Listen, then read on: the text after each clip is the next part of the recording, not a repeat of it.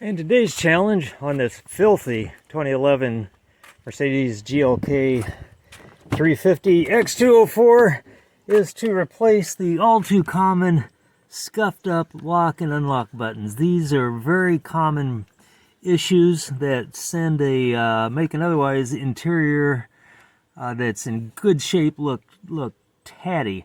For what it's worth, I've already replaced these with I've just put caps over the existing well-worn buttons, and you can see they look pretty good, but this is letting the side down, so these have got to go. All right, this is the replacement buttons for these worn out lock and unlock buttons.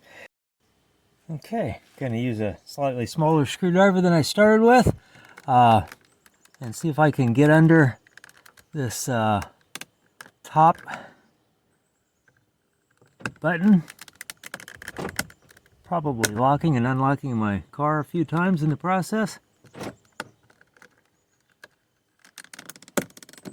Okay, and took a little bit of force, but it's out.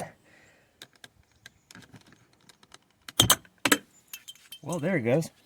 Okay. The installation of the new buttons should be just a matter of pushing them in to the now vacant slots.